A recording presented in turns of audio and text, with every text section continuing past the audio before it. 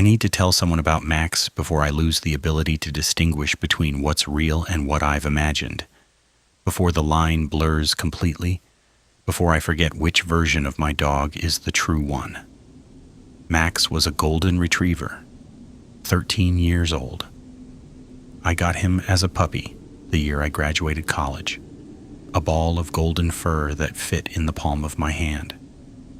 He grew up with me, moved with me through 4 apartments and 2 houses, sat beside me through breakups and job losses and the death of my father.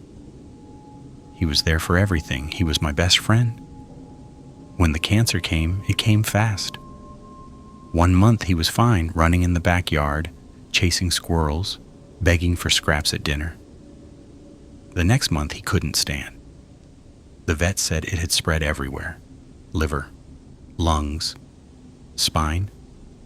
She said the kindest thing would be to let him go. I held him while he died. I felt his heart stop under my hand.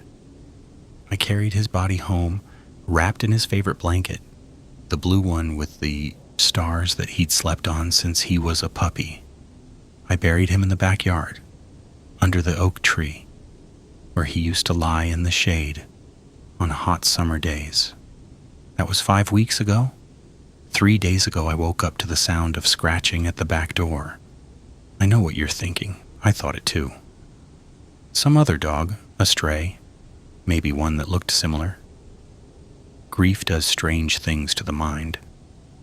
The brain sees patterns where there are none, finds familiar faces in crowds of strangers. But when I opened the door, it was Max, not a dog that looked like Max. Max.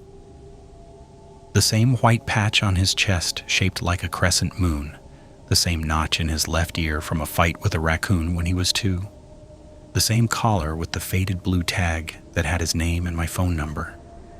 He was sitting on the porch, tail wagging, tongue out, looking up at me with those big brown eyes like nothing had happened. Like I hadn't held him while his heart stopped beating. Like I hadn't cried so hard I couldn't breathe while they gave him the injection. He looked healthy. He looked happy. He looked exactly like he had before he got sick, and he wouldn't stop staring at the spot in the backyard where I buried him. I should have called someone, animal control, a neighbor, anyone who could have confirmed I wasn't losing my mind, but I didn't. I just stood there in the doorway, my heart pounding, watching my dead dog wag his tail at me. "Max?" he barked. That same bark, the excited one he did when I came home from work, the one that meant he was happy to see me. I knelt down, and he ran to me. His fur was soft under my fingers. His body was warm. His tongue was wet as he licked my face. He was real. He was solid. He was alive, but he was also dead. I was certain of that. I had felt him die. I had dug the hole. I had lowered him into the ground and covered him with dirt and placed a stone at the head of the grave. I let him inside. I don't know why. Maybe because he was my dog and I loved him, no matter how impossible this was. Maybe because I wanted so badly for it to be real. Maybe because I was afraid of what would happen if I turned him away. He walked through the house like he owned it, sniffed his food bowl, lay down on his bed by the fireplace, did all the things he'd always done. But every few minutes he'd go to the back door and stare out at the yard, at the oak tree, at the spot where the earth was still slightly mounded from the digging. "What are you looking at, buddy?" He didn't respond. He just kept staring. That first night, I barely slept. I lay in bed, listening to the familiar sound of Max breathing on his dog bed in the corner of my room. The sound I'd missed so much for the past 5 weeks. The sound that shouldn't exist anymore. Every time I started to drift off, I'd jolt awake, certain it had been a dream. But no. He was there, sleeping peacefully, like nothing was wrong. In the morning, I decided to check the grave. I walked out to the oak tree with a shovel, Max following at my heels. The mound was undisturbed. The stone I'd placed was exactly where I'd left it. The dirt showed no signs of digging. I started to dig anyway. Max sat beside me, watching, his tail slowly swishing back and forth. The blanket was there, the blue one with the stars. I pulled it out of the ground, dirt falling from its folds, and unwrapped it. Empty. No body, no bones. Nothing but the impression where a dog had once lain, pressed into the fabric like a shadow. I looked at Max.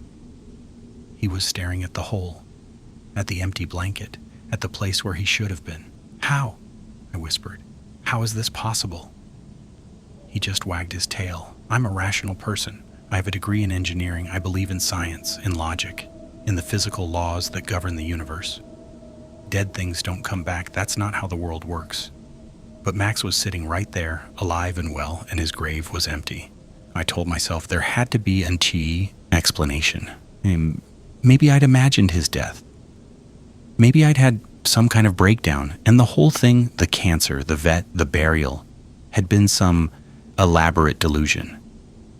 Maybe I was mentally ill and didn't know it. I called the vet's office. "Hi, this is James Cooper.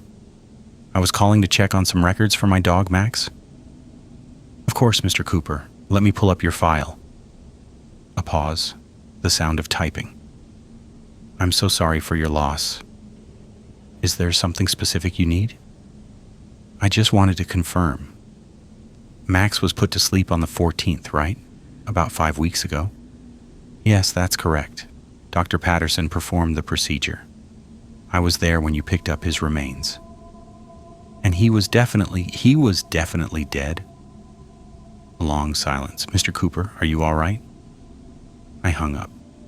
So I hadn't imagined it. The vet remembered. It had happened. Max had died. I had taken his body home and buried it under the oak tree.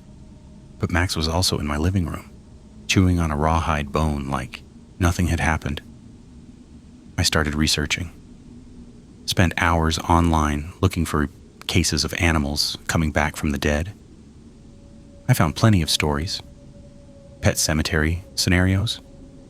Folklore about ghost dogs that haunted their owners.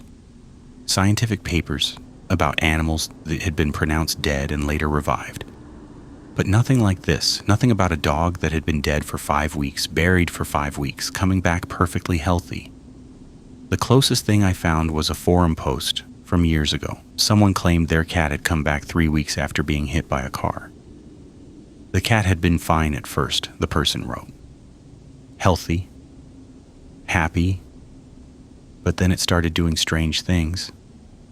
Staring at walls, bringing dead animals into the house, sitting in places it had never sat before, always the same spot, for hours at a time.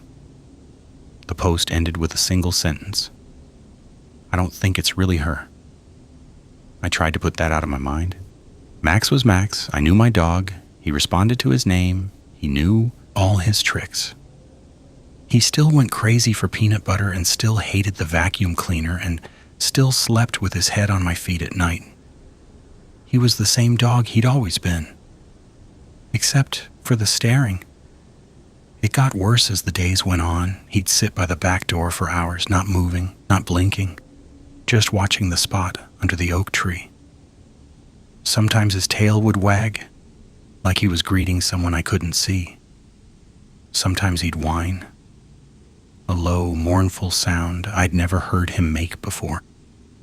Sometimes he'd growl, his fur rising along his spine, his lips as him pulled back to show his teeth. But there was never anything there. Just the mound of dirt. Just the stone. Just the empty grave where his body should have been. On the 4th day, I woke up to find him standing over me, not lying at the foot of the bed, standing. His front paws on the mattress, his face inches from mine, staring at me with those big brown eyes. He'd never done that before. In 13 years, he'd never once woken me up that way. "Max, what's wrong, buddy?"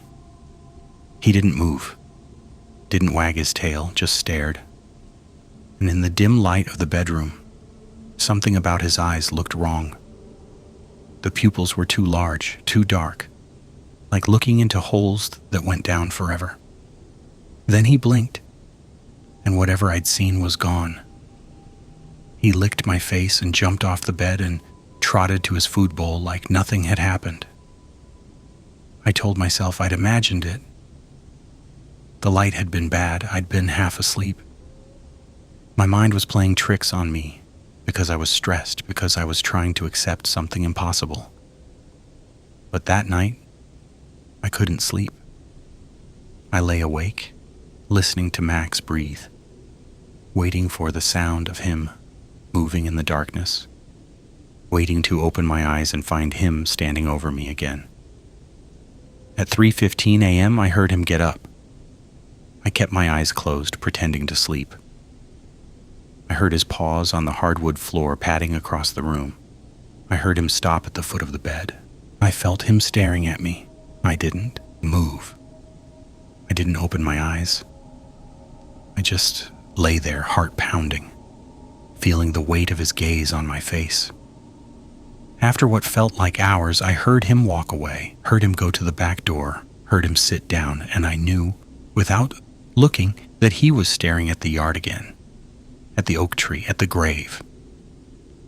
I got up the next morning and found scratches on the back door, deep gouges in the wood like something had been trying to get out, or trying to get in.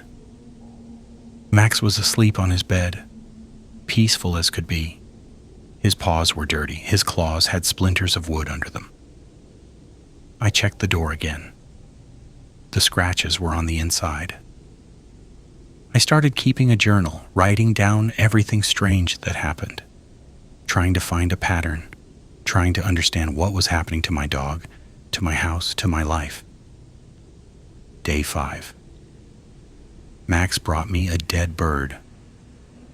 Not unusual for a dog, except he laid it at my feet and then sat down and stared at it.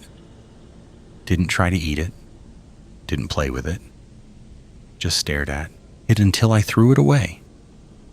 When I came back, there was another dead bird in the exact same spot.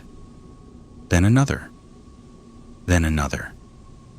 I found 17 dead birds in my living room before sunset. Day 6. I noticed Max doesn't eat anymore. I put food in his bowl, and he goes through the motions. He puts his head down, he makes the sounds, but the food never gets any less. I watched him for 20 minutes once, and his bowl was just as full at the end as it was at the beginning, but his stomach never growls. He never begs for scraps. He acts like he's eating, but nothing goes in. Day 7. The neighbor's dog, a little beagle named Chester, got out of their yard and came into mine. Max has always been friendly with other dogs, but this time he stood in the middle of the yard, perfectly still, and watched Chester approach. Chester got about 10 feet away, stopped, and started screaming. Not barking, screaming. The sound a dog makes when it's in terrible pain. He ran away and hasn't been back. I talked to my neighbors, and they said Chester won't go near their back fence anymore. Won't even look in the direction of my yard. Day 8. I woke up at 3:15 again. Max was standing over me. This time I opened my eyes. His face was inches from mine, close enough that I could feel his breath on my skin. But his breath was cold. Not warm like a dog's breath should be. Cold, like air from a freezer. Max? He didn't move, just stared. His eyes were wrong again. The pupils weren't just large, they were empty, like looking into two black holes that went on forever. Max, lie down. He didn't respond. Max, down. Nothing. Then he blinked, and he was Max again. Warm and friendly and confused about why I looked so scared. He licked my face and wagged his tail and curled up at the foot of the bed like always. But I didn't sleep the rest of the night. Day 9. I found something in the backyard. A second hole next to the grave. Not dug up from above, dug up from below.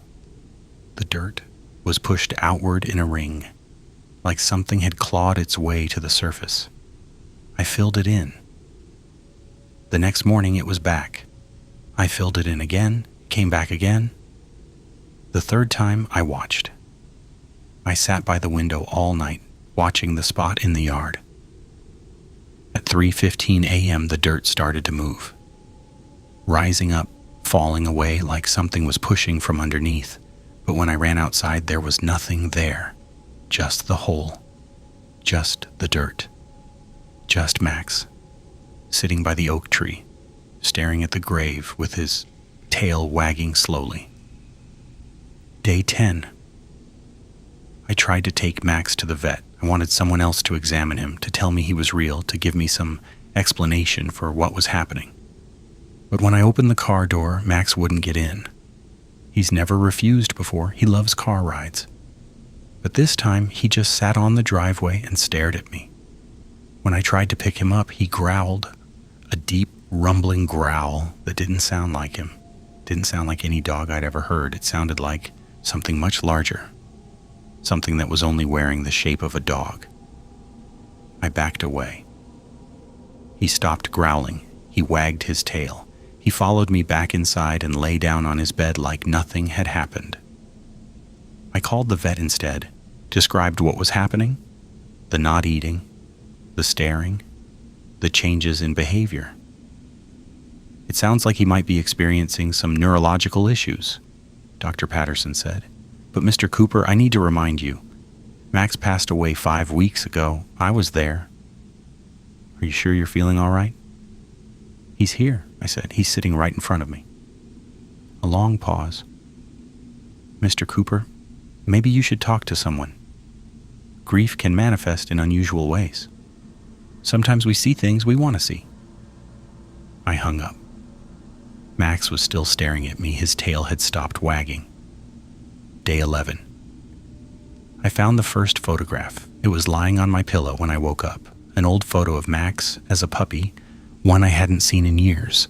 I keep my photos in a box in the closet, and I hadn't opened that box since I moved in. But there it was.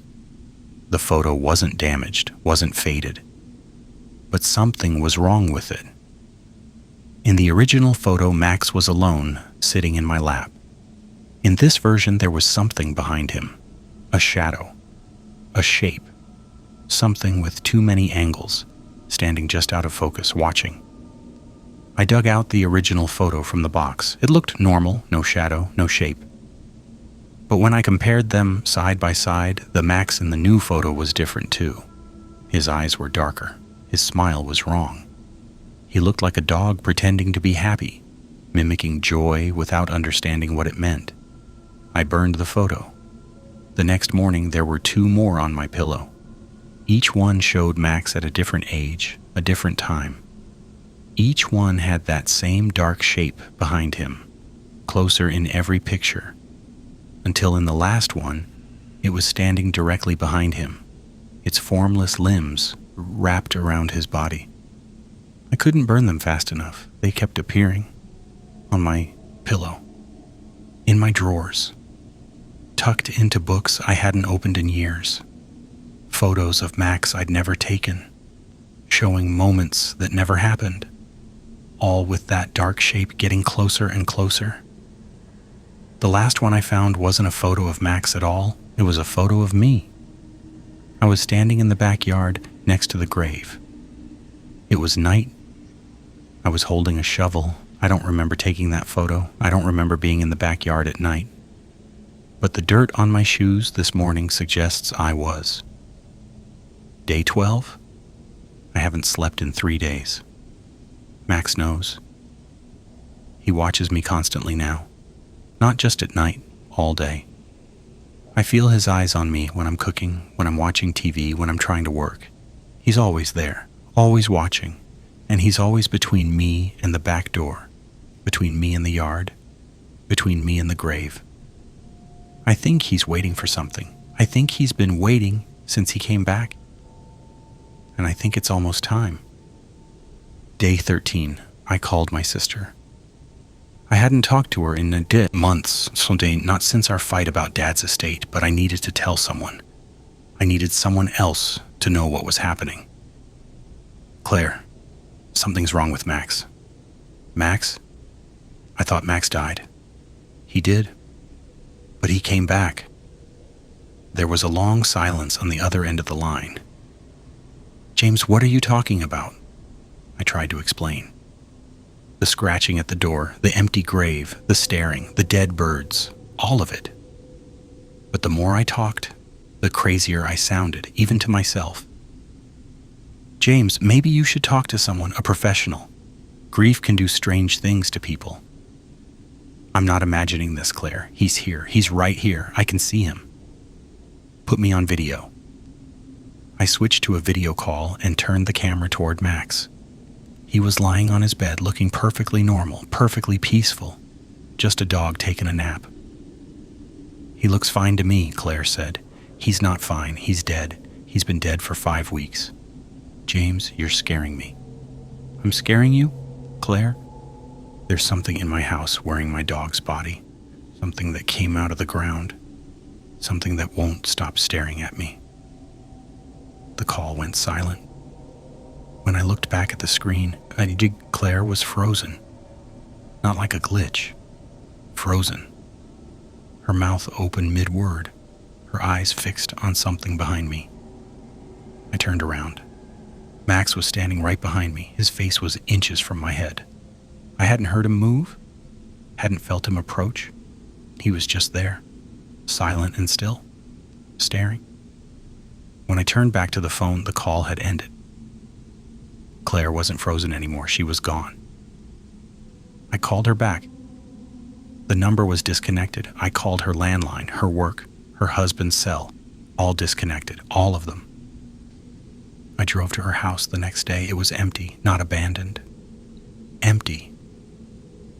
Like no one had ever lived there. The furniture was gone. The photos were gone. The mailbox had a different name on it. The neighbor said a young couple had lived there for years. No, he'd never heard of anyone named Claire. Was I sure I had the right address? I'm not sure of anything anymore. Day 14. I came home from Claire's house. From the house that wasn't Claire's house, and found Max waiting for me at the door. He was wagging his tail, happy to see me, like nothing was wrong. But there was something on the floor beside him. A photo. I picked it up. It was a picture of me and Claire as kids, sitting on our grandmother's porch.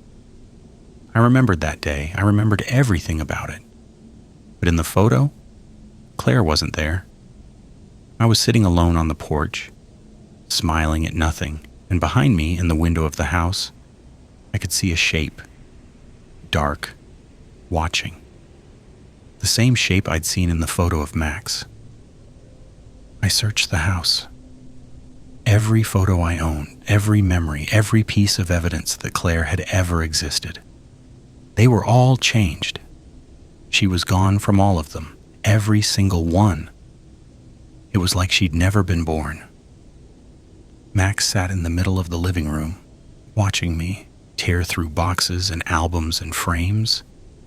His tail wagged slowly. His eyes were empty and endless. "What did you do?" I screamed at him. "What did you do to my sister?" He tilted his head, that familiar gesture, that beloved gesture, and in my head I heard, "She asked too many questions." Day 15. I stopped leaving the house. I stopped answering calls. I stopped doing anything except watching Max and waiting for whatever came next. He doesn't pretend anymore, not really. He still goes through the motions, still acts like a dog when he remembers to, but more and more he just sits and stares. At me, at the yard, at the grave. Sometimes I catch him in the corner of my eye, and he's not shaped like a dog anymore. He's something else, something with too many limbs, too many angles, something that hurts to look at directly. But when I turn my head, he's Max again, just Max, tail wagging, tongue out. Good boy. I found more holes in the backyard today, 7 of them, all pushed up, from below, all empty. But there are tracks around them now, paw prints mostly. But some of them are wrong. Too big, too many toes, going in directions that don't make sense. And there are other tracks too. Human tracks, bare feet in the dirt, circling the oak tree, stopping at the grave. I haven't been outside in days. Day 16. The power went out last night. I sat in the dark, listening to Max breathe. Except he wasn't breathing. I realized that halfway through the night. His chest wasn't moving, he was just sitting there in the darkness, perfectly still, not breathing, not blinking, waiting. When the power came back on at 3:15 a.m., he was standing over me again. His face was different this time, wrong. His mouth was too wide, his teeth were too long, his eyes were black holes that went down forever. Almost time, I heard in my head. The door is almost open enough. What door? I managed to ask. What do you want? We want to come home. We've been away so long. We want to come home? This isn't your home? It was before. It will be again. You'll see. You'll all see. Then the lights flickered and he was Max again. Normal Max. Friendly Max. He licked my hand and went to his bed and fell asleep. I didn't sleep at all. Day 17. I tried to leave. Today. Packed a bag, got in my car, started driving. I made it about 10 miles before I had to pull over because there was a dog sitting in the middle of the road, a golden retriever sitting perfectly still staring at me. It wasn't Max, it was smaller, younger, different markings, but its eyes were the same. Empty, dark, endless. I tried to go around it. Another dog appeared, then another, then another. They were everywhere. Sitting on the sidewalks, standing in driveways, watching from yards and porches and windows. Dozens of them, hundreds, all different breeds, all different sizes, all with those same empty eyes. And behind them, I could see the people, the residents of the town I'd lived in for 5 years, standing in their doorways, standing at their windows, watching me with the same expression, the same empty stare. I turned around. I drove home. Max was waiting for me at the door, tail wagging, like he'd known I would come back, like he'd known I never really had a choice. Last night I decided I'd had enough. I needed to know what was happening. I needed to understand. At 3:15 a.m., I was awake, sitting up in bed, waiting. Max got up from his bed in the corner. He walked to the foot of my bed. He stood there staring at me with those dark, empty eyes. "What are you?" I asked. He tilted his head. The gesture Max had always made when he was confused. But there was nothing confused about those eyes. "You're not him," I said. "You're not Max, not really, are you?" He didn't move, didn't blink, just stared. "What do you want?" And then, for the first time since he came back, Max did something he'd never done before. He spoke. Not with a human voice. Not with words exactly. But in my head, clear as my own thoughts, I heard him. "Come see." He turned and walked to the back door, stopped, looked back at me. Those eyes empty and endless, waiting. I should have stayed in bed. I should have called someone, anyone. I should have run, but I didn't, because even after everything, even after all the signs and all the wrongness, a part of me still believed it was Max. A part of me still loved him, and a part of me needed to know what had happened to my dog. I followed him outside. The yard was dark. No moon, no stars. The oak tree was a black shape against a black sky. The mound of the grave was barely visible, a slight rise in the darkness. Max walked to the grave and sat down, started digging. His paws moved fast, too fast, sending dirt flying in all directions. The hole got deeper and deeper. I watched, frozen, unable to move. as my dead dog dug into his own grave. And then he stopped. He stepped back, sat down, stared into the hole. "Come see," I heard in my head again. I walked to the edge of the grave. I looked down. The hole was deep, much deeper than I'd dug, deeper than any dog could dig. It went down and down and down into darkness that shouldn't have been possible. And at the bottom I saw something moving, shapes, dozens of them, hundreds, climbing up the walls of the hole, pulling themselves toward the surface. They looked like animals, dogs and cats and birds and things I couldn't name. But they were wrong. Their proportions were off, their movements were jerky, puppet-like. Their eyes were the same as Max's, empty, endless, dark. I understood then. I understood what had really come back, what was wearing my dog's body like a suit, what had been waiting in the grave all along. The things weren't coming back from death. Death was coming through them. I ran. I don't remember getting back inside. I don't remember locking the door. I just remember standing in my living room, gasping for breath, listening to the sounds from outside. Scratching, digging, the soft thud of bodies pulling themselves out of the earth. Max was at the back door, watching me through the glass. His tail wagged slowly. "Let us in," I heard in my head. "We're so hungry. We've been waiting so long." I didn't answer. I backed away. I grabbed my keys and my phone, and I ran out the front door. I drove. I don't know how far. I don't know how long. I just drove until the sun came up, until I found a motel in a town I'd never heard of, until I felt like I might be far enough away. But I know I'm not. I tried calling people, friends, family, anyone whose number I could remember. Most of the calls didn't go through.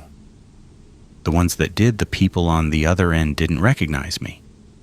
Said they'd never heard my name before. Said I must have the wrong number. I called my mother. She died 2 years ago, but I called her anyway just to hear the disconnected message. Instead, someone answered. "Hello?" It was her voice, my mother's voice. "Mom? James? Is that you? Where have you been? I've been trying to reach you for days." My mother has been dead for 2 years. I went to her funeral. I spread her ashes in the garden she loved. "Mom, you're dead." "Don't be silly, sweetheart. I'm right here. Why don't you come visit? We can talk about everything. I'll make your favorite dinner." "Mom, this isn't possible." "Everything is possible now, James. The door is open. We can all come back. Everyone you've ever lost. Everyone you've ever loved. We're all coming home." I hung up. The phone rang immediately. My mother's number. I didn't answer. It rang again and again and again. 37 times before I threw the phone against the wall. It's been quiet since then, but I can feel them all around me, waiting, watching. I called my neighbor this morning, asked him to check on my house. He said everything looked fine. The backyard was normal. The grave was undisturbed. No holes, no scratches, no dead birds, no dog. He said there was no sign of Max anywhere. But he said something else too. Something that made my blood run cold. "You know, it's funny," he said. "I could have sworn you had a sister. Claire, right? I remember her visiting a few times. But when I mentioned it to my wife, she said you'd always been an only child. Isn't that strange?" I couldn't speak. "Anyway, when are you coming home? Your other dog is waiting for you." "What other dog?" "The golden retriever. He's been sitting on your porch for days. Just sitting there, staring at your door. Strangest thing. My wife tried to give him some water, but he won't eat, won't drink. Just sits and stares. That's Max." No, I know Max. This one's different, bigger, and there's something wrong with his eyes. Too dark, like there's nothing behind them." I hung up. I know what that means. I know Max isn't at the house anymore, not the thing that was pretending to be Max. Something else has taken his place. Something that's been waiting even longer, something bigger.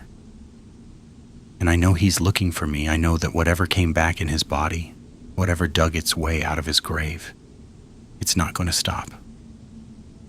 They're not going to stop. There are more of them now, more every day. And they're all hungry. Because last night, in my motel room, 300 miles from home, I heard scratching at the door, and I heard a voice in my head, a familiar voice, a voice I'd loved for 13 years. I found you. Let me in. I'm such a good boy. Don't you want to let me in? I didn't open the door. I sat in the bathtub with the lights off and waited until morning. When I checked, there were scratches on the outside of the door, deep gouges in the wood, and on the threshold, a single golden hair. But that's not the worst part. The worst part is what I found on the bathroom mirror. Words, written in something dark and wet, in handwriting I recognized. My handwriting. We're already inside. I don't remember writing that. I don't remember getting out of the bathtub. But there are blank spaces in my memory now. Gaps, moments I can't account for, and sometimes, when I catch my reflection in the mirror, my eyes look wrong. Too dark, too empty, just for a second. Then they're normal again. I'm writing this from a diner. I don't know where to go. I don't know what to do. I can't go home. I can't stay here. I can't outrun something that knows where I am, that can find me anywhere, that won't stop until I let it in. Or maybe it's already too late. Maybe I already let it in. Maybe that's why I can feel them so clearly now, all around me, watching, waiting. Maybe the door isn't just in my backyard. Maybe the door is in me. All I know is this. The dog I put down last month came back. He was healthy. He was happy. He wouldn't stop staring at the spot where I buried him. And now I understand why. He wasn't staring at his grave. He was staring at the door. The door he came through. The door that's still open. The door that's letting more and more of them through every day. I can feel them now, all around me. The people in this diner, the cars on the street, the birds in the trees. They're all staring at me, all of them. The same empty stare, they're everywhere. And they're so hungry. I just want to see my dog again. The real Max. The one who loved me, who slept at my feet, who was my best friend for 13 years. I want to believe that some part of him is still in there, still fighting, still trying to warn me. But I don't think that's true. I think Max is gone. I think he's been gone since the moment he died. And whatever came back in his place, whatever is wearing his fur and his face and his memories, it was never Max at all. It was just the first one through. The door is still open. And they're all coming through now. I can hear scratching at the diner window. I can hear a voice in my head, patient and hungry and endless. Good boy, it says. Such a good boy. Let me in. I'm not going to let it in. I'm not going to let it in. I'm not going to.